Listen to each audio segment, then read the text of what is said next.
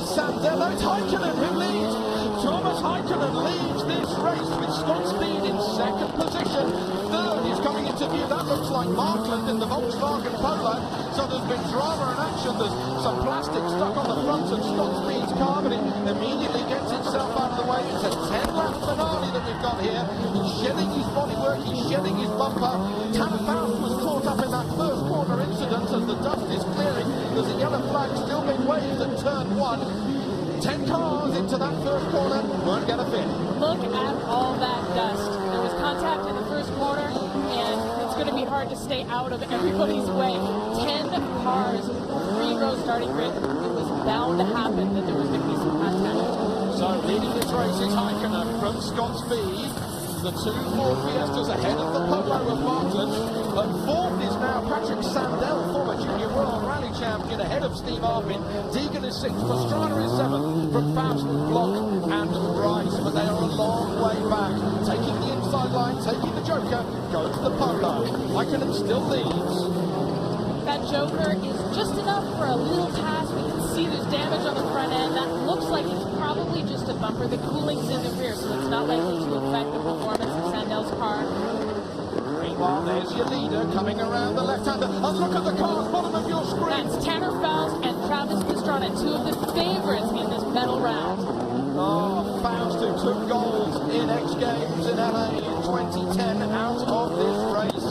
All of that work, a $500,000 rally car with 600 horsepower, and he launched off the line, but, well, we'll have to unravel how it's acted. In fact, the race has been stopped. There's a red flag being thrown just as we are starting lap 4 of 10, because those cars are probably in a dangerous position. So then, Thomas Heikkinen leading, but actually, Jen, by our calculations, it will mean that that race didn't actually happen, and we're going to restart with a clean sheet of paper. We'll restart with the cars that are able to restart. Ken Block's off here. We see him well off the line, trying to bring his car back to the start. What should happen in the final here is that they should restart with 10 laps to go. So it should be just like the race never happened, except for the damage, which they aren't really allowed to repair. All they're allowed to do is add a little fuel, change a flat tire, maybe rip that bumper off. We're going to see what happens here, but 10 cars on that course. Oh my goodness, Buddy Rice, the hood goes up. It's very hard to see when that happens. You can see and you can drive, but with all the dust and everything, that's tough. And let's hope that the windscreen isn't smashed when the bonnet came up. It shouldn't have done, with the lightweight fiberglass and carbon fiber on that VW Polo. Now this is how it unleashed. Look at the front row, and they all go for the same piece of concrete. There was a tag even before they got off the concrete. The Fiesta, look at Tanner Faust, he's going backwards already. There is Travis Pastrana on the very, very outside of the course. Oh my goodness. And Heikkinen making that aggressive move to try and come across the field. It worked for him, pinched out the other cars, and just all sorts of chaos. This is a lot of cars on a half-mile course. We're hearing news that Pastrana, Faust and Block might be having problems. What's the latest down there on the ground?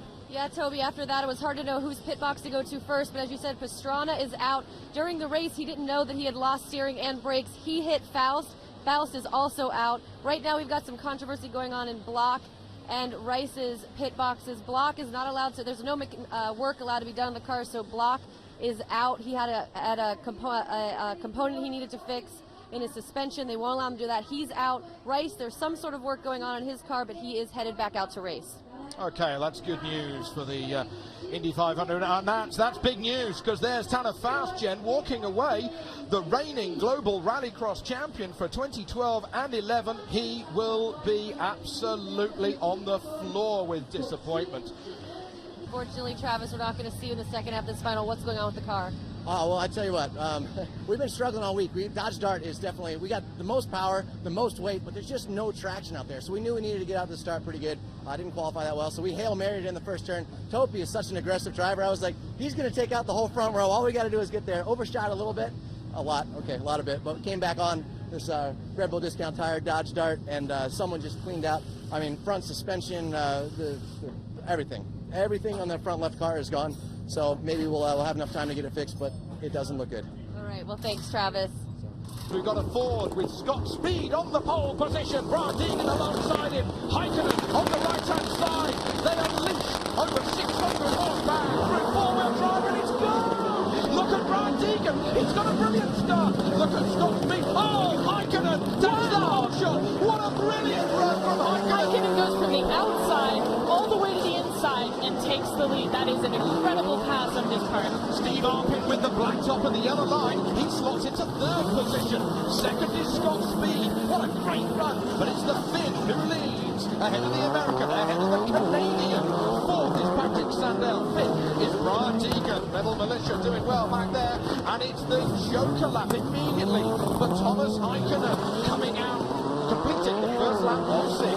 That is everything I expected to see from Thomas Heikkinen. I'm delighted to see him here in the final. He was injured and couldn't compete last year, and there he got his chance to pull all of his moves, all of his aggression, outside to inside, hold on to that lead, and hold it to the end here.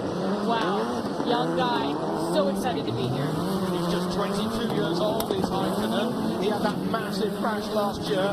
He got the jump a little bit wrong, broke the block of the 4-cylinder Ford engine. Such was the force that came through the front of that Ford Fiesta, and it was a massive crash. He was injured. Now everybody's got to take the Joker, the inside line there, as Steve Arpin does, at least once in these 6 laps. That was a strategic move by Steve Arpin. He was trying to come out in front of Scott Speed. They were in identical cars, but he just didn't take it.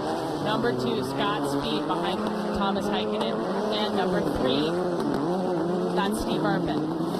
Speed still needs to take the Joker here as we are at the halfway point of this Rallycross final here in Foz do Iguaçu, down here in Brazil. Well, the rumble in the jungle certainly has got underway now that they are racing, with Heikkinen recovering from a broken gearbox on Friday.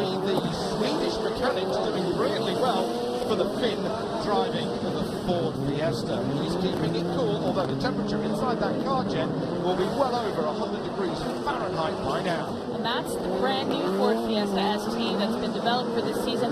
Number 2 and number 3, Scott Speed and Arpin, are in last year's Ford Fiesta spec, 2012 spec, that Brian Deegan and Tanner Faust have both driven to medals. Very competitive cars right at the front of this field here. So then over the jump they go once more. Brilliant jump from Scott Speed. He was so relaxed when he came into this weekend, and the relaxed driving style is certainly suiting Scott Speed so well here. Is he closing in on Thomas Heikkinen? 1.136 seconds. Sandell a little bit further back in that third position, but Speed still got to take the Joker lap. There you have Heikkinen working away at the wheel, all arms and elbows. Look at the different driving style between Heikkinen and Speed. Heikkinen, all opposite lock, Speed being tied in. And that's their different backgrounds. Speed comes from Formula 1 and has been doing NASCAR. Heikkinen is a rallycross guy through and through, and he's not afraid to race with his elbows out, as they say in motocross. Not at all. But going through the fesh dust, as we would say, on the Dakar Rally goes through. He's got the white flag. He's got one more lap to go for the Finn.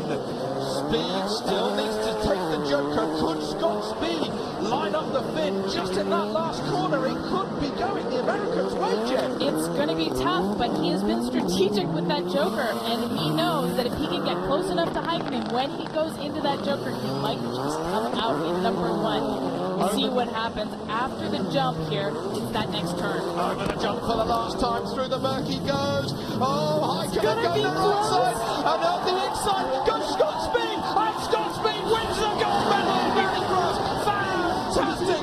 He's a rookie. He's never driven on dirt. He never jumped a race car in his life before, and he takes the gold medal with the Ford Fiesta. What an upset. You've never seen an upset like that in any rallycross in the world. Heikkinen gets second, and Patrick Sandell gets third position.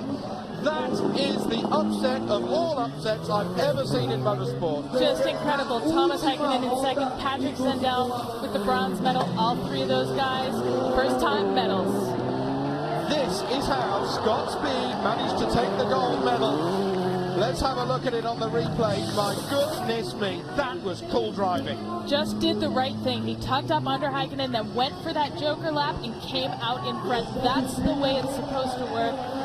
That's what Rallycross is all about. Just incredible to take the checker. The man who started from pole position, he was pumped after the heats, wasn't he, Jen? I think the roof is going to come off that Ford Fiesta in a few moments' time.